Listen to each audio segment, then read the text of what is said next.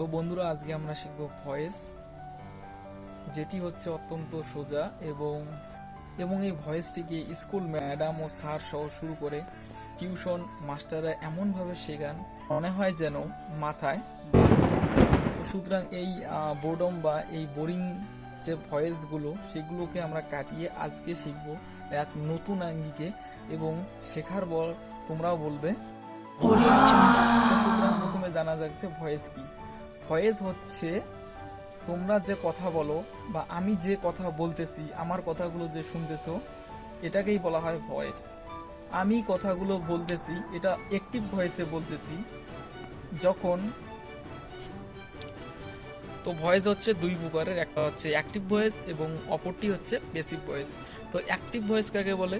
Active voice হচ্ছে যখন কর্তা নিজে উপস্থিত থেকে কোনো কিছু কাজ সম্পাদন করে। কর্তা মানে হচ্ছে যে কাজ করে, কাজটা যে করবে। কর্তা যখন নিজে উপস্থিত থেকে কোনো কাজ সম্পাদন করে বা কোনো কাজ করে, তাকে অ্যাক্টিভ ভয়েস বলা হয়। আর প্যাসিভ ভয়েসে কর্তার উপস্থিতিটা ততটা জরুরি না। কর্তা যদি উপস্থিত নাও থাকে, তাহলেও আমরা প্যাসিভ ভয়েস করতে পাবো। সুতরাং অ্যাক্টিভ এবং প্যাসিভ ভয়েসের মধ্যে পার্থক্য এটাই যে অ্যাক্টিভ ভয়েসের মধ্যে কিন্তু কর্তাকে থাকতেই হবে, কিন্তু প্যাসিভ ভয়েসে কিন্তু কর্তা না থাকলেও কাজটি সম্পাদন হয়, অর্থাৎ বাক্যটি সম্পূর্ণ অর্থ প্রকাশ দেয়। অ্যাক্টিভ ভয়েসের সাবজেক্টটি কিন্তু প্রধান, অর্থাৎ অ্যাক্টিভ ভয়েসের সাবজেক্ট ছাড়া প্রায় বাক্য গঠন করা সম্ভব নয়। কিন্তু প্যাসিভ ভয়েসে কিন্তু আমাদেরকে সাবজেক্ট না হলেও হয়। প্যাসিভ ভয়েসে অবজেক্ট দিয়ে কাজ করা যায়, অর্থাৎ প্যাসিভ ভয়েসে অবজেক্টই মেইন আর অ্যাক্টিভ ভয়েসে সাবজেক্টই মেইন। আমি যে কথা দুইটা বললাম, প্যাসিভ ভয়েসে অবজেক্টই মেইন এবং অ্যাক্টিভ ভয়েসে সাবজেক্টই মেইন, চলুন উদাহরণ দিয়ে এই বিষয় দুটিকে বোঝা যাক যে অ্যাক্টিভ ভয়েসে সাবজেক্টটি মেইন এর অর্থ কি এবং প্যাসিভ ভয়েসে অবজেক্টটি মেইন এর অর্থ কি। অ্যাক্টিভ ভয়েসে সাবজেক্টটি মেইন এর কথার অর্থ হচ্ছে যখন কোনো একটা সেন্টেন্স আমরা বলবো, সেখানে সাবজেক্ট থাকতে হবে আর সেখানে ভার্ব থাকতে হবে এবং অবজেক্ট থাকতে হবে, সেটাকেই আমরা বলবো অ্যাক্টিভ ভয়েস। যেমন উদাহরণ দিয়ে বলতে পারি আমরা রাম ইটস রাইস। আমরা উদাহরণ দিয়ে বলতে পারি কি, রাম ইটস রাইস। এখানে কিন্তু ইটস অর্থাৎ খাওয়া, ইট মানে কি, ইট মানে খাওয়া। এখানে খাওয়া কাজটা কে করছে? এখানে খাওয়া কাজটা কিন্তু স্বয়ং রাম করছে, অর্থাৎ এখানে রামের উপস্থিতিতে কাজটা সম্পাদন করছি। সুতরাং এখানে যখন যে কাজটা করে খাওয়া কাজটা রাম করতেছে, যখন কর্তা নিজে উপস্থিত থেকে কাজটা সম্পাদন করবে অর্থাৎ কাজটা করবে, তখন আমরা তাকে অ্যাক্টিভ ভয়েস বলবো। এবং যখন কর্তা উপস্থিত থাকবে না, অর্থাৎ অবজেক্ট থাকবে। অবজেক্ট কি? কর্তা যে কাজটা করে। অবজেক্ট কি? কর্তা যে কাজটা করে, অর্থাৎ যেটা করে। অর্থাৎ সাবজেক্টকে যদি আমরা কি বা কাকে দিয়ে প্রশ্ন করি, সেটা হবে অবজেক্ট। সুতরাং রাম কি করে?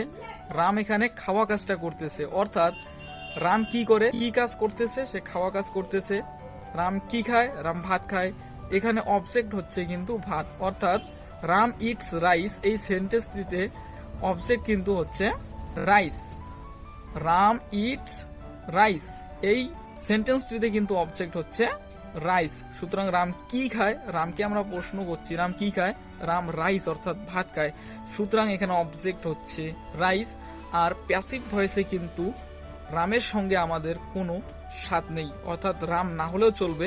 এখানে অবজেক্টটাই কিন্তু মেন, অর্থাৎ প্যাসিভ ভয়েসে যদি আমরা অবজেক্টটা নেই, কি খায়? রাইস, তাহলেই আমাদের ভয়েস কমপ্লিট। অর্থাৎ তখন আমরা বলবো রাইসটাকে সামনে আনবো, অর্থাৎ rice is eaten by Ram. অর্থাৎ এখানে যদি আমরা বাই রাম নাও দেই, তাহলেও কিন্তু আমাদের সেন্টেন্সটা সেন্স দেয় বা অর্থ প্রকাশ করে। যেমন রাইস ইজ ইটেন অর্থাৎ ভাত খাওয়া হয়, পরবর্তীতে যোগ করে দিবে বাই রাম। কোনো কোনো ক্ষেত্রে কিন্তু বাই প্লাস যে সাবজেক্ট থাকে সেটা না যুক্ত করেও আমরা ভয়েস চেঞ্জ করি। সুতরাং ভয়েস চেঞ্জের ক্ষেত্রে এটাই আমাদের মনে রাখার বিষয় যে অ্যাক্টিভ ভয়েসে সাবজেক্ট অর্থাৎ কে কাজটা করে সেটাই গুরুত্বপূর্ণ, সেটাই হচ্ছে মোস্ট ইম্পর্টেন্ট। এবং প্যাসিভ ভয়েসে কে কাজটা করে সেটা আমাদের পক্ষে জরুরি না, কি কাজ করা হয়, কি কাজ করা হয় সেটাই জরুরি। সুতরাং এই পার্থক্যটা মনে রাখলেই তোমাদের ভয়েসে খুব কাজে লাগবে এবং তোমরা এই ভয়েসটাকে শুধু খাতায় নয়, তোমরা যদি ইংরেজি কনভারসেশন করো বা ইংরেজিতে কথা বলতে চাও, তবুও এটাকে কাজে লাগলে কথা বলতে পারবে। পরের ভিডিওতে আমরা আরও ভয়েস নিয়ে বিস্তারিত আলোচনা করব।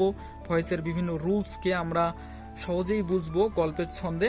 আজকে এই পর্যন্ত। সুতরাং ভয়েসের ক্ষেত্রে যে কয়েকটি রুলস তোমাকে মনে রাখতে হবে, সেগুলো হচ্ছে মোস্ট ইম্পর্টেন্ট হচ্ছে সাবজেক্টকে অবজেক্ট করতে হবে আর অবজেক্টকে সাবজেক্ট করতে হবে।